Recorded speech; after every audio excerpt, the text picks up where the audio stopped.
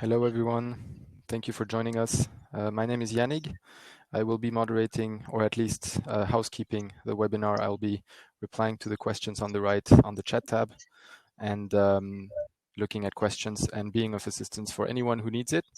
But without further ado, because you did not come to hear me speak, but to hear and see Jéhanne speak, I am handing over to Jéhanne, who is compliance specialist at Didomi and who will be guiding you through cookie consent regulation in the UK and in Ireland. So let me mute myself. The stage is yours, Jéhanne. All right, thank you, Yannick. Hi, everyone. Thank you for joining us. Yannick will be here to help you within the chat part and the questions, obviously. Please ask all your questions you want me to answer on the question part, so I won't have to scroll all the talk you will have. We are quite numerous, so that would be easier for us. We are here today so we can have a look at cookie consent regulation in the UK and Ireland, really. So let's just dive in.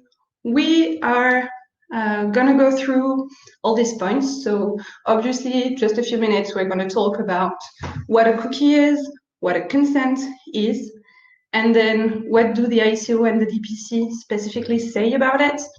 Then we're gonna go through all the consequences we might expect when we become compliant and how we can do it. So what options exist and how Didomi can help, obviously.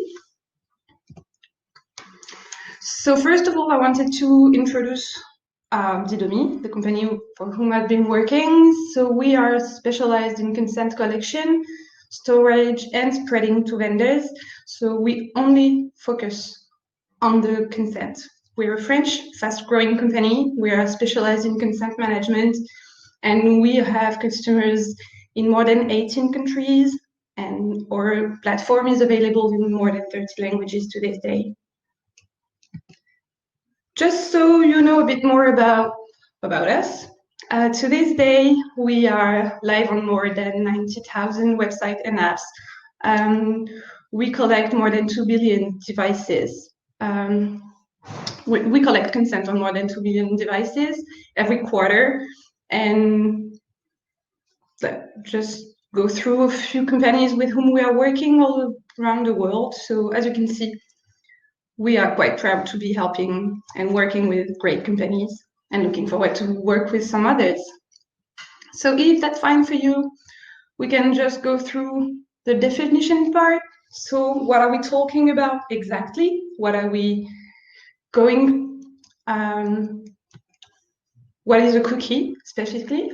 So a cookie is a text file in which you can store information, IDs, passwords, navigation history, card numbers for payments, and so on and so forth. So to this point, both ICO and DPC recommend that the expiry date of a cookie should be proportionate to its purpose. Some other countries would expect a duration, a lifetime for the cookies, like the French CNIL, for example, but we are not, we don't have such a limitation for the UK and the Irish markets. So today we are facing a position that browsers are having is that they are becoming increasingly restrictive. We can say about Firefox, the Safari, or Chrome. All of them have announced that they are about to limit, or they have already limited, third-party cookies, partially or globally. And so they are supposed to offer more control to the users of their browsers. So when I'm talking about third-party cookie, what we have to keep in mind is that we have the first-party cookies that are generally set by the host domain, which means that if you are on Newsweek.com, for example, any cookie set up by Newsweek would be first domain party cookies. And then third-party cookies would be all the other cookies set up by any partner Newsweek would have.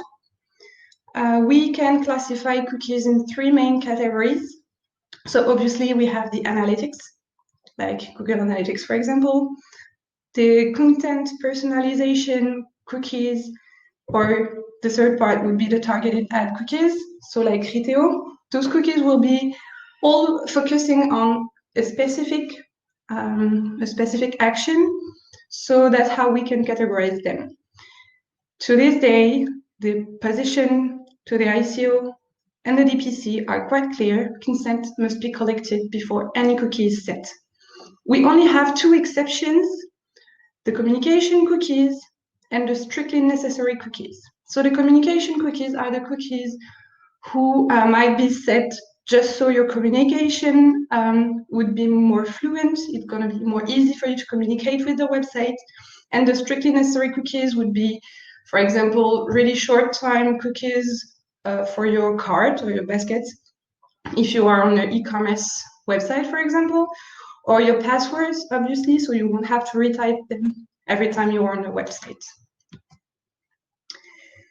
All the regulations also consider all the other tracking technologies, because to the day, cookies are not the only one way we can be tracked and our activity online can be tracked. So pixel trackers, like Facebook and LinkedIn pixels, fingerprints, SDKs, any local storage object, all the like buttons and other social sharing tools, they are all included in the regulation proposed by the ICO and the DPC. So globally, any storage information on a user's device must follow the rules concerning the fact that the consent must be collected before any information is collected from the device. Since we are talking about consent, I wanted to make a quick focus on the definition given by the GDPR. So any freely given, specific, informed, and unambiguous indication of the data subject's wishes by which he or she, by a statement or by a clear affirmative action, signifies agreement to the processing of personal data relating to him or her. This definition provides us with at least 4 criteria that help us know whether we are having we are collecting a valid consent or not. A valid consent must be freely given, it must be specific, it must be informed, and it must be unambiguous. Another point which is really important regarding the GDPR and its application is that the consent shall be as easy to withdraw as it to give. So obviously, before GDPR, some websites were allowing you to opt out. Nowadays, you can consider that your user have opt out only if you don't have a clear consent. So the opt-in position is only available if you have a clear consent. So we can have a more specific look on the ICO and the DPC about these two notions. Obviously, positions are quite similar globally because they are all following the GDPR regulation, but this guidance have slight different positions. So obviously the consent must be given before any tracking technology can be set. A long list with little information will specifically not be considered as compliant by the ICO. Implied consent is neither compliant, which means that you cannot rely on implied consent for cookies. Guidance is given compliant consent mechanism, and website operators may have responsibility for tracking technology used on third-party websites. The ICO indicated that formal enforcement action may be taken against companies that do not comply. Again, the DPC is having quite a similar position concerning most of the points, but with the guidance issued in April this year, and considering all the information they have been able to collect on the website with whom they've been working, they started to be more specific on some points. So obviously, analytics cookies, targeting cookies, and marketing cookies absolutely require the user's prior consent. Non-necessary cookies and similar technologies are set on the landing page before the consent. Banners cannot be designed in a way that nudges, so this will lead us to a specific point we'll be talking on later. Banners must allow the user to reject non-necessary cookies and similar technologies. We have to offer to the users the possibility of change their cookie preferences at any time. And organization must also examine the role of the third parties using cookies and similar technologies on their website or apps as data controllers or data processors. One of the elements the DPC has explained, and this position is quite similar as the CNIL one. It's on the lifetime, the cookie lifetime. Currently, the CNIL in France recommends that any cookie should not have a lifetime over 13 months. The DPC has followed the other part of the I'm sorry, of the guidance, which is that the consent cookie should have a lifetime of 6 months. So obviously this position is similar. It's not like having a consent cookie living more than 6 months will not make you not compliant, but it's a recommendation. So what we have to, if we want to summarize the position, we have to know that users must have a real choice. They shall be aware of all the purposes, and they have to be able to choose whether they consent to any of these purposes, and we shall offer your users to withdraw this consent as easily as it was given. So we have one question. Can I ask it to you? I think it's relevant to be asked right now. Yeah, sure. Actually, there's a second just came up, but I'll read the first one. First one is, can you clarify, do website visitors need to tick a box to give consent when on a website, or can you have a pop-up bar that says something like, on using this website, you agree to our cookie policy, without any specific action afterwards, or maybe just an OK box or something? All right, thank you, Yannick, for the question. Obviously, just an informative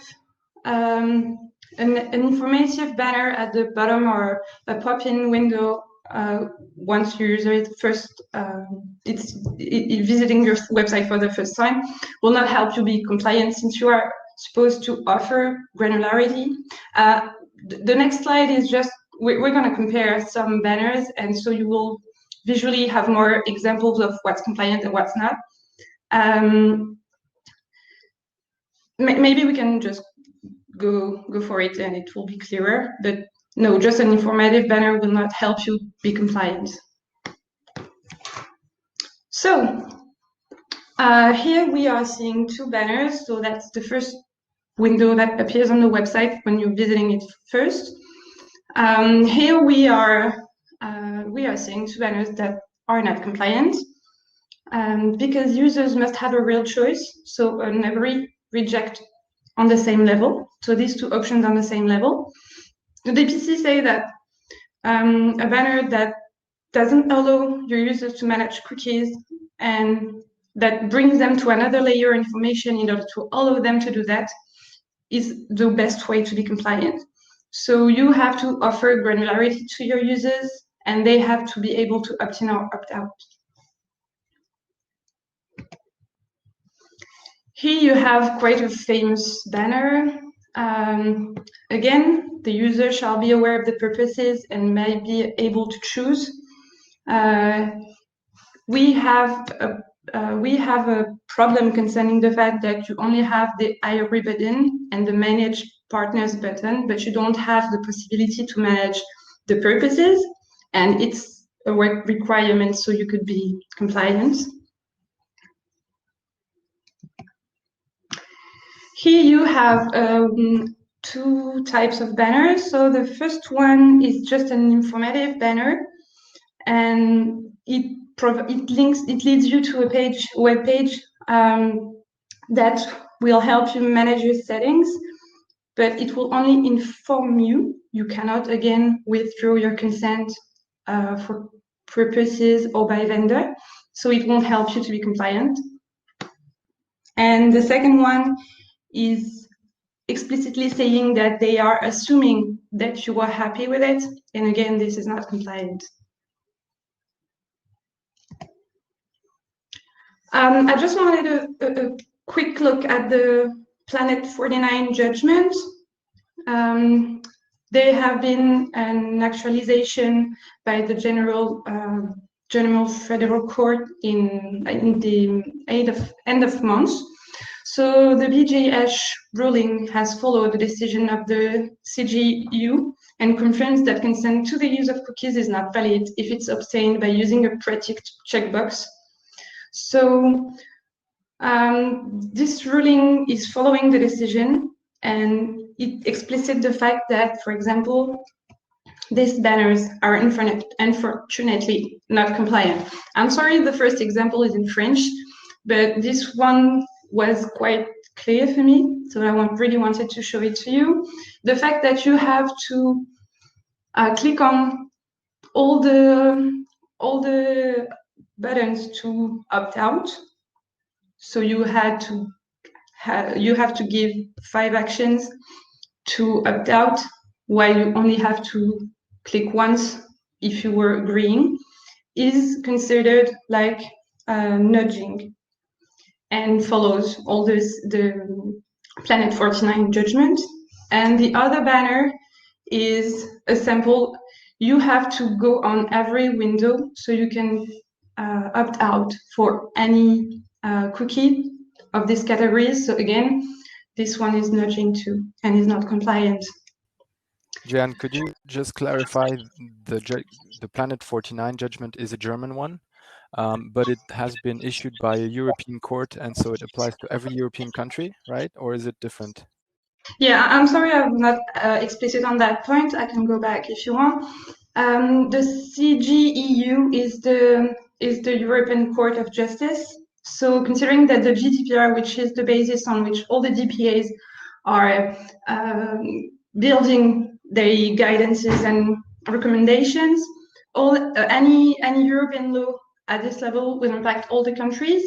So the UK is still following these rules since no deal has been done yet, but we know that they following all the rules, the European rules that were existing in the UK, it's kept to this day. And in Ireland, obviously, the judgment issued that the European Court of Justice are more than required. So the ruling issued from this judgment is really important for us. So thanks, Jen. So just so we won't stick to the non-compliant banners, I wanted to show you some compliant banners. Offer some granularity to your visitors. You have to offer them on, you can offer them on more than one window. So here you have a learn more option, a decline, and an agree. So these options might help your user from the start. Just decline the cookies, and the learn more button will lead them to a first window, helping them understanding quite well all the purposes that are linked to the cookie use. And then you have another window opening if you want some information on the partners. Obviously, here you have neutral agree or block option, so you can block them all or agree to them all or do it one by one. And it's exactly the same for the purposes. This way is the best way to be compliant and to offer the more information and granularity to your users so you can be compliant. So obviously, whenever you are becoming compliant, you can you can expect to have some consequences on your consent rate, for example. So the first point here is that before the consent rate, you have to take into consideration the fact that you are offering to your users more choice and more control. And the first thing is that if you are really being compliant and really being informative, you will just help your brand build confidence. And that's an important element to build, I'm sure for you too. So just by becoming compliant, you are helping your brand communicating in a certain way. Obviously, you will face some changes in your consent rates. Depending on the partner you choose to work with and the knowledge they might have and the tools also they can deploy for you, you will see different impacts. But globally, you can see a huge drop or a slightly one if you are really offering a consent banner that is compliant. But then again, you can find partners who are going to be there to help you optimize the consent collection. And to this point, this is kind of necessary because whenever you are working with someone who is specialized, in this case, on consent collection, they will be here to help you, for example, through A/B testing, finding the best look and feel banner, so you will have the best matching banner for your users. So this takes us to the next level and the solutions, obviously, and how we, Didomi, can help you. Obviously, the best way to be compliant is to implement a consent management platform. Plenty of consent management platforms are available on the market. You will find a lot of offers with different possibilities. What's really important for you to be compliant is having someone that is here to provide you with, for example, audit tools that will help you know really what's going on your website and what is your compliance rate, for example, or what are the legal points that you are missing. So a real platform should be able to propose this. So if you want to work with Didomi, or if you just want to know how we could work, for a typical consent management platform project with us, the first part would be an audit, a website audit, or an audit of all the websites concerned. This will help you detect all the legal aspects that have to be taken care of, obviously, on your websites, on your apps, on your accelerated pages, if you have some. And this will let us and let you know who are your partners really active on your website, what cookies are they dropping, what the lifetime of these cookies, what the purpose is, and it will provide you a real picture of what's going on your website.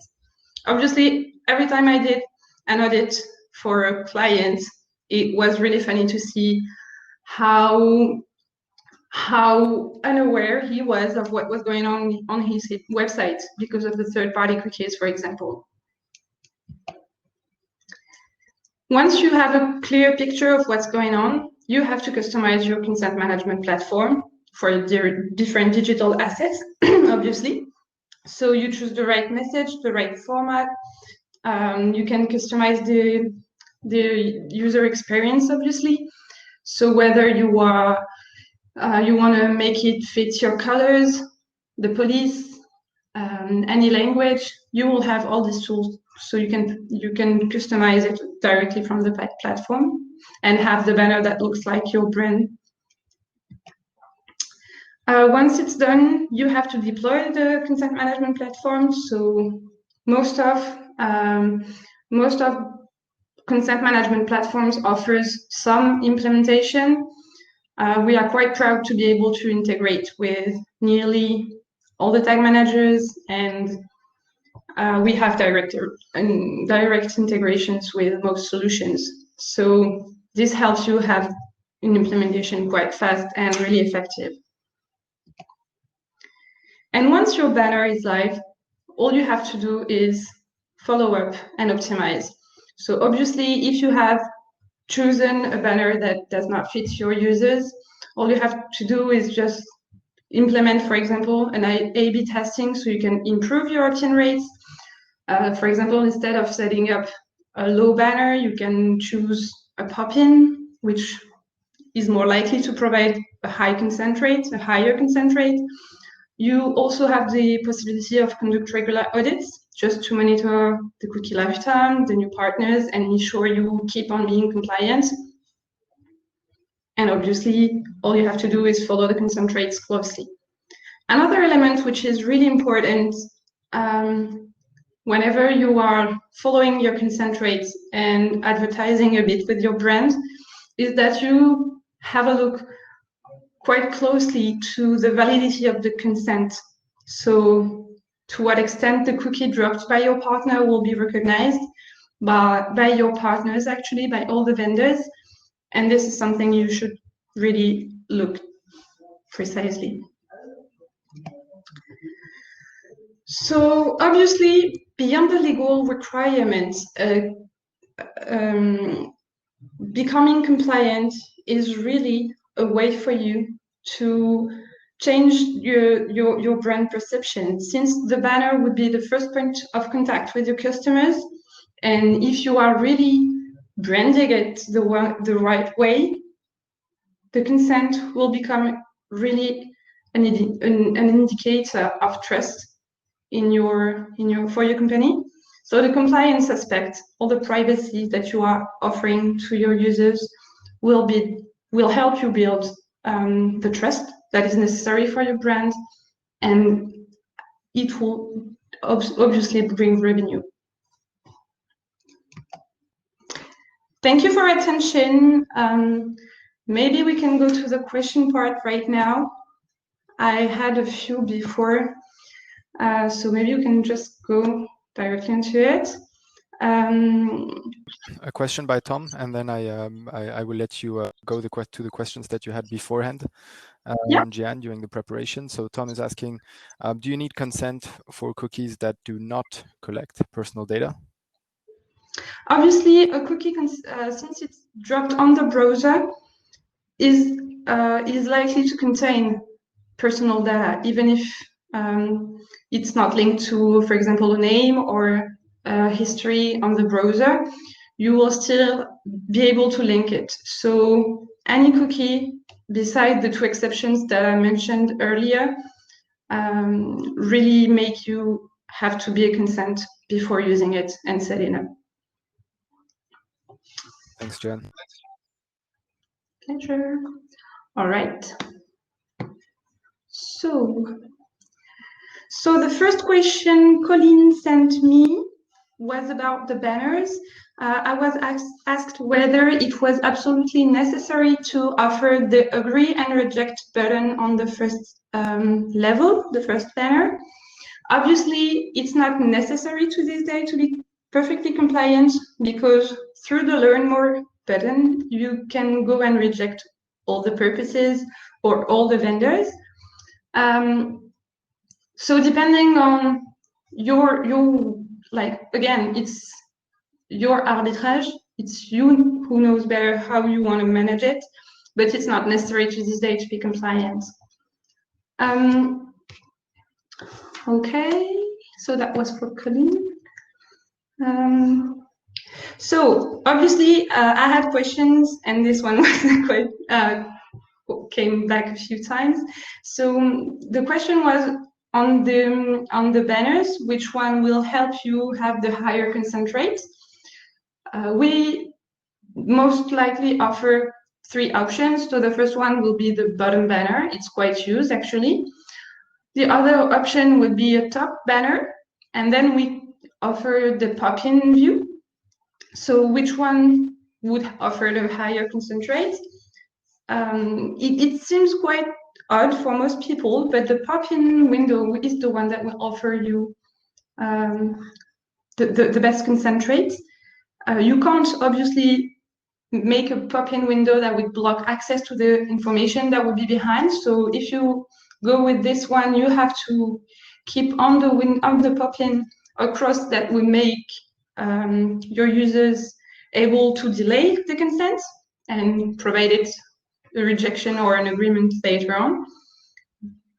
But obviously that's the one that will help you have the higher consent rate. And since it's the bigger one in terms of space on the screen, you can also make it quite a fun UX experiment too. Okay, do we have more questions? I'm gonna go through the questions part. Okay, great. So obviously, a lot of all the informations are provided today are in the white paper we have been preparing. So you can download it on the website. Obviously, you can send me any question on my email, and we will send you the record and all the answers. Obviously, it's going to be available on the Livestorm platform, but please reach out if you have any other question and information you want to know more about, or if you want to have the presentation. I think we have a final question that just comes up late, Jéhanne. Okay, Can analytics cookies, I guess it's cookies, Tom, can analytics cookies be first-party cookies? Or just a different way to ask, how do you use analytics with or without consent? Maybe, I guess this is also the question. So yeah, actually you have some partners that, in analytics partners that offers you some first-party cookies.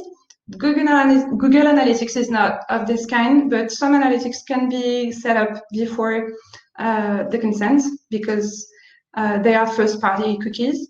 Obviously, the consent cookie is also a first-party cookie for most of the providers. It can be set up on third-party cookie if it's easier for you to share it, but generally it's gonna be a first-party too. Yeah. So you have some analytics with whom you can work without the consent.